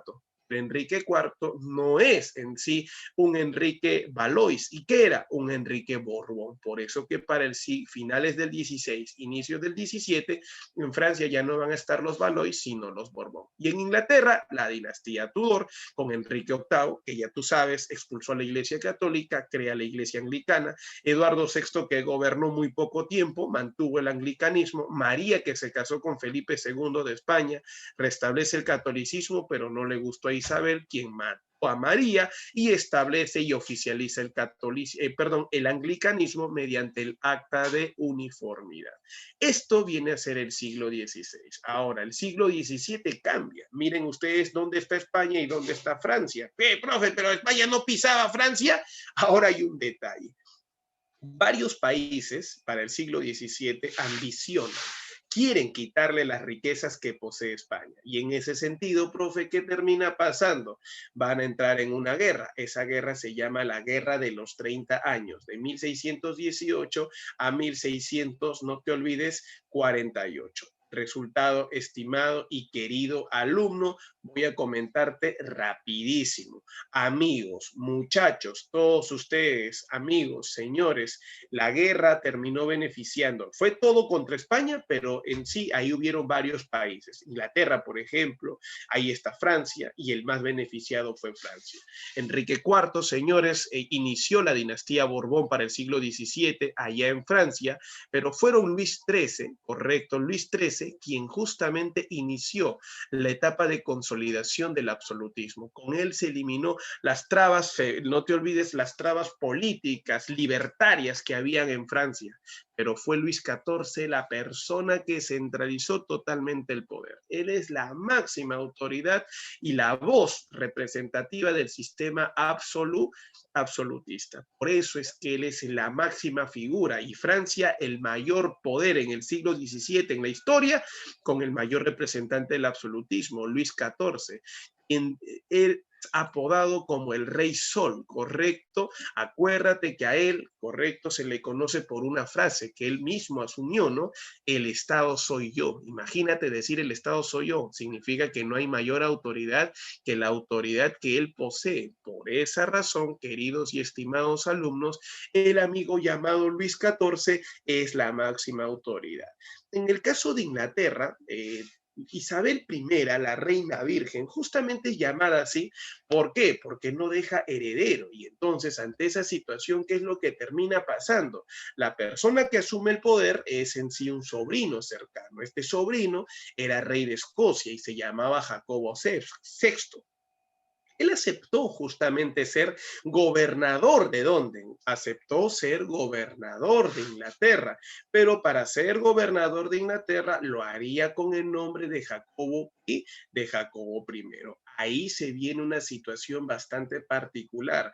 Queridos y estimados alumnos, Jacobo I, todos ustedes tienen que recordar esto, por favor, Jacobo I termina siendo el personaje, repito, para todos, termina siendo el personaje, ¿correcto? Va a desarrollar pues en sí una actividad y es que resulta el amigo conocido con el nombre de Jacobo I, muy bien para todos ustedes, es en realidad una persona que establece una política autoritaria, elimina, por ejemplo, no permite y él continúa la política de su tía, la política de no permitir personas de otra religión, en este caso que no sea la anglicana. Durante su gobierno se dio la peor persecución justamente contra católicos y protestantes, destacando pues la figura del famoso cardenal Wolsey, ¿no? Muy bien, Carlos I, este tipo fue un autoritario que eliminó justamente ciertos derechos y privilegios de la llamada burguesía. ¿Sabías que por ese motivo con Carlos I se quiso eliminar el decreto de la Carta Magna que viene desde la época de la Edad Media? Eso que entre 1640 y el 48 se dio una gran rebelión que acabó con el triunfo de la burguesía.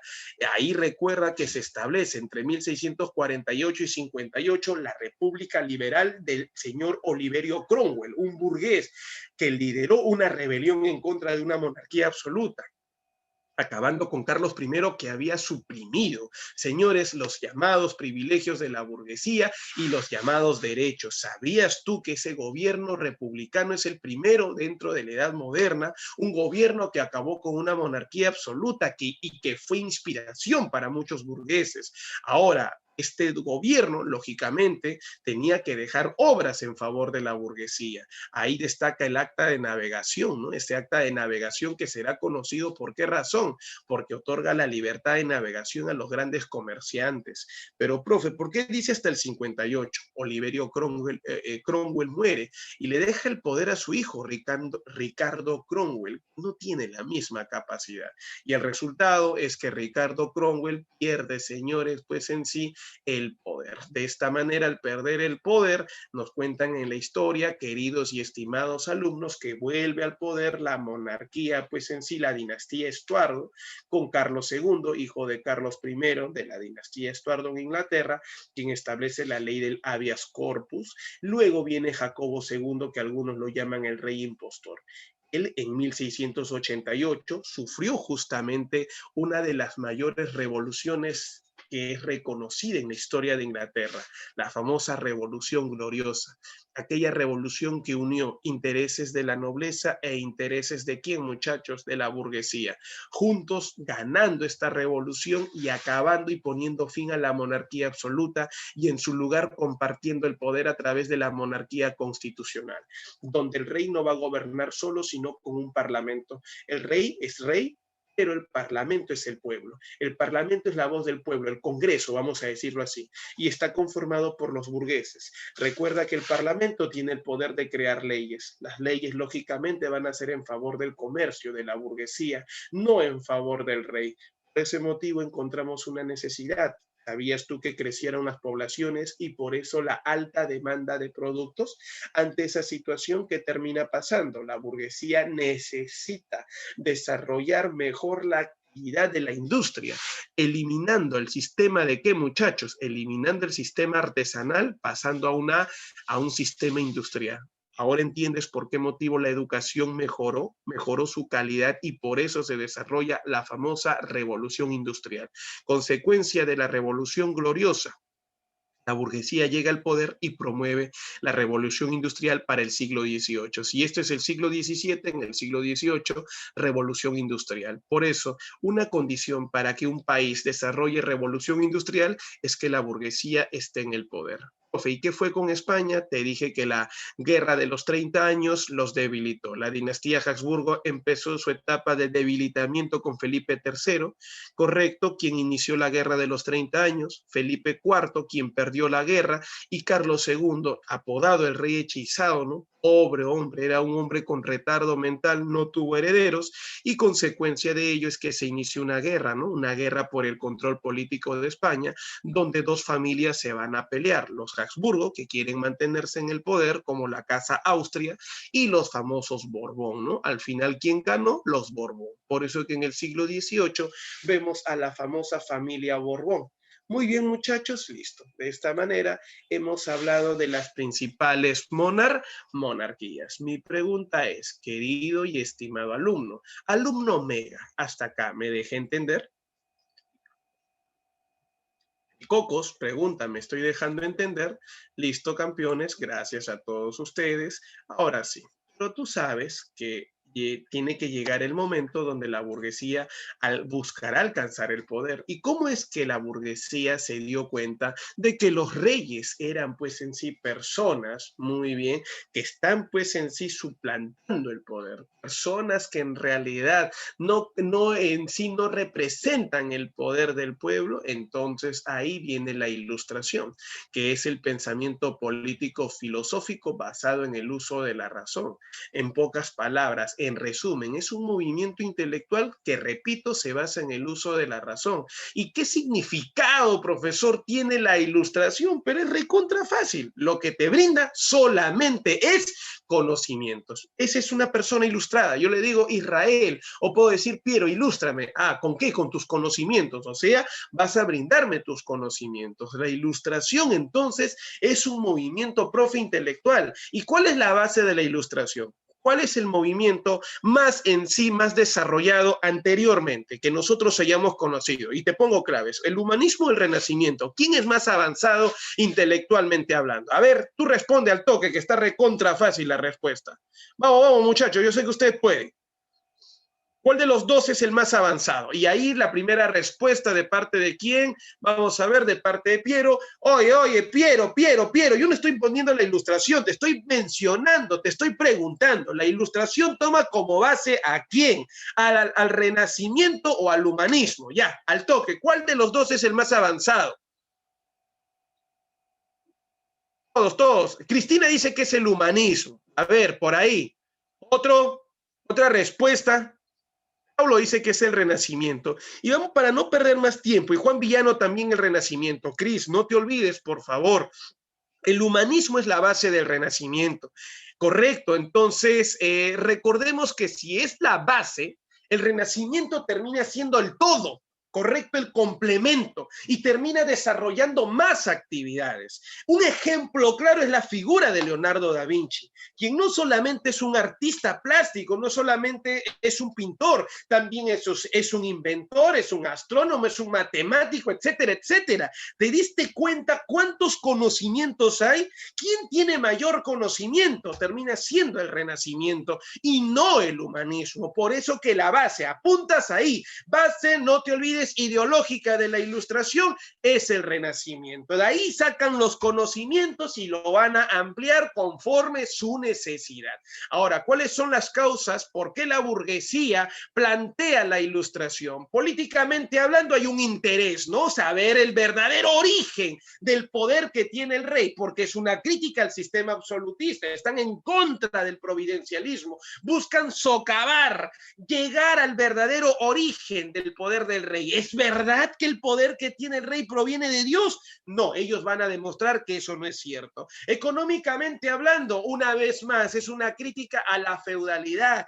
Pero, profe, usted dijo que el feudalismo entró en crisis, pero ¿sabes quién se ha vuelto nuevo señor feudal? Es el rey. Aparte, los reyes, al establecer la política del proteccionismo, limita el libre mercado. Es por eso que los ilustrados proponen justamente nuevos modelos económicos, por ejemplo, la fisiocracia, ¿no? De Quesnay, quien establece la libertad de la tierra, ya que considera que la riqueza de un pueblo, país, nación, está en la explotación de la tierra en beneficio del campesino. Entonces, un modelo económico que beneficia al campesino. Y el liberalismo con Adam Smith representa la libertad económica, el libre mercado en favor del comerciante.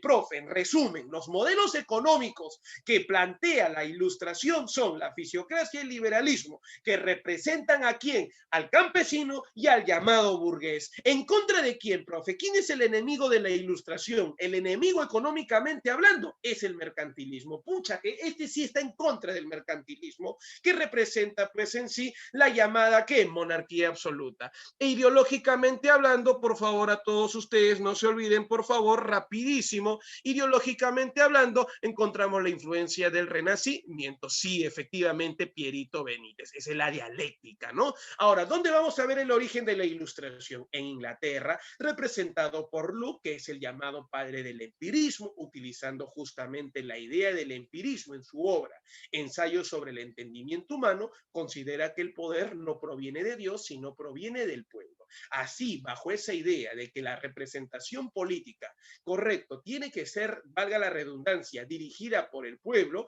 es que se iniciaron las revoluciones liberales. Ahí destaca la Revolución Gloriosa, que hace un rato mencioné en Inglaterra, de 1688, que trajo como consecuencia la llamada ¿qué? El establecimiento de la monarquía constitucional, que ha sido un total éxito en Inglaterra, porque recuerda que ya el poder no está centralizado, sino dividido con participación política de la burguesía. Y esas ideas, a ver, la ilustración, repito, no te ofrece solo ideas políticas, te ofrece ideas en general, todos los conocimientos. Mi pregunta para ustedes es la siguiente, querido y estimado alumno. ¿Ellos utilizaron la ilustración como una base política, como una idea para combatir políticamente hablando al enemigo, o como una idea para desarrollar en sí tecnología? Porque ¿qué es lo que lograron después de su revolución? Su crecimiento económico, perfecto. ¿Y eso lo lograron gracias a qué? Muy bien, señores, claro, a la llamada, pues en sí, no te olvides, revolución industrial. Gracias a que la burguesía llegó al poder, se desarrolla pues la revolución industrial. Bien, quiero comentarte que este personaje que ustedes ven acá, él es John Locke, ¿correcto? Ahora, vamos a ver que estas ideas ilustradas llegaron a Francia, pero ya en el siglo XVIII. En el siglo XVII está Inglaterra y en el siglo XVIII Francia. Pero a diferencia de Inglaterra, Francia difundió estas ideas ilustradas en el siglo XVIII a través de un documento llamado la Enciclopedia. Recordemos que Francia es el lugar donde logra su mayor esplendor, correcto, y la exportación de las ideas a través de la enciclopedia. El siglo XVIII terminó siendo el siglo justamente donde ellos desarrollaron este pensamiento. Por ese motivo, al siglo XVIII, ¿cómo olvidar que se le conoce con el nombre de qué, muchachos? Se le conoce con el nombre de siglo de las luces. Te repito una vez más, ¿cómo se le conoce? ¿Cómo se le llama? Se le conoce o se le llama siglo de las luces. Muy bien, ahí encontramos, señores, la enciclopedia, que es llamado el Diccionario Razonado de las Ciencias, Artes y Oficios, dirigido por Diderot, correcto, pero redactado por el señor llamado D'Alembert. Ahí encontramos a grandes representantes de este pensamiento, correcto, como por ejemplo Charles de Secondat, que ya te había explicado, es un burgués que tuvo tanto dinero que compró pues en sí el título de la ciudad de Montesquieu. Así lo llamaron Barón de Montesquieu. Él era un hombre opositor a la monarquía absoluta y bajo los preceptos, bajo el ejemplo de Inglaterra, él planteaba, correcto, y escribía una obra conocida con el nombre del Espíritu de las Leyes, donde plantea que el poder se debe dividir en tres: poder ejecutivo, legislativo y judicial. ¿Por qué considera de que el Estado debe dividir sus poderes? poderes, debe separar sus poderes, porque él considera que cuando todo el poder se concentra en manos de un individuo, este individuo se corrompe. Te repito una vez más, cuando todo el poder se concentra en manos de un individuo, ¿qué pasa con este individuo? Se corrompe. Bueno, como todos ustedes saben, terminó siendo expulsado, fue el crítico de Luis XV, no lo aceptó y de esta manera pues quedó ahí Carlos de Secondat o Charles de Secondat, Montesquieu, y llega Francisco María Arouet. Francisco María Arouet es el crítico más radical que ha tenido pues en sí las monarquías absolutas. ¿Sabían ustedes que él tanto criticaba al rey que simplemente el rey, cansado de tanta crítica, un día agarró y decidió desterrarlo, botarlo, pero él regresaba, era terco, choloterco era, lo botaban, regresaba, lo botaban, regresaba. Es así que los campesinos de la frontera de Francia le pusieron un apodo, Voltaire, que significa volveré. Ah, no, ahí va, ahí se va el pata que va a volver, decían, ¿no? Señores, él escribe pues en realidad sus cartas filosóficas sobre los ingleses. Al hablar de cartas filosóficas sobre los ingleses, Voltaire simplemente habla de algo claro, ¿no? Plantea pues en sí una idea acerca de que Inglaterra debe ser el ejemplo que ellos deben de seguir. ¿Cuál es ese ejemplo, profe? El ejemplo simplemente es que deben convertirse en una monarquía ¿de qué tipo? En una monarquía de tipo constitucional. O sea, plantea el establecimiento de una monarquía constitucional. Para algunos historiadores, el amigo llamado Francois María Arouet es considerado uno de los últimos filósofos, correcto, a la vez también fue matemático, porque no sé si ustedes han conocido, otra de las obras de Voltaire fue Filosofía Matemática. Muy bien, ahí está. ¿Listo? Listo, señores. Él era un crítico radical que al final, como te dije, no había otra manera de callarlo, ¿no? Al final lo asesinan. Y desde Suiza llega Jacques, no te olvides, Rousseau, un intelectual, autor de obras como El Contrato Social, que a propósito es una de las principales obras de Rousseau, donde plantea la idea de la república, ¿no? De la libertad del hombre. Recuerda que el contrato social nos dice, ¿no? Una frase, el hombre nace bueno y la sociedad lo corrompe. Y es que resulta que todos nosotros, pues en sí, planteamos, justamente dependemos mucho del qué dirán y es así que dejamos de ser libres. Por ese motivo el contrato social planteaba la idea de la libertad y lógicamente de la eliminación de las trabas políticas. Muy bien, ahora Piero me dice, profe, Voltaire no se llevaba con Rousseau, pero por supuesto, porque Rousseau pues, en sí era un tipo que defendía la idea de la república, mientras que Voltaire defendía la idea de la monarquía. Así sea constitucional, para Rousseau las monarquías no son buenos planteamientos políticos. Muy bien, ahora, Rousseau también escribe obras como El Emilio, que hablan de la libertad educativa, Cándido, Julio Nueva Eloísa, que es una novela que plantea la idea de la soberanía popular. Ahora vamos a hablar que en general Rousseau planteaba de que el pueblo tiene la capacidad de poder gobernar. Es ahí donde nace la idea de la soberanía popular y que terminan convirtiéndose en principios de la llamada filosofía liberal clásica. Ustedes se pueden dar cuenta, a diferencia de la ilustración inglesa, esta ilustración francesa tiene más un carácter político. Todos apuntan a que sí o sí tienen que eliminar la monarquía absoluta. Por eso, ahora vamos a hacer un resumen. La ilustración lo que nos ofrece son conocimientos. La enciclopedia termina siendo el documento por donde tú vas a difundir tu pensamiento. La enciclopedia, hijo, escúchame bien acá, es el documento que te brinda todos los conocimientos necesarios. Si nos acordamos un poquito, probablemente tú tengas una enciclopedia en casa. Una enciclopedia que te ofrece conocimientos.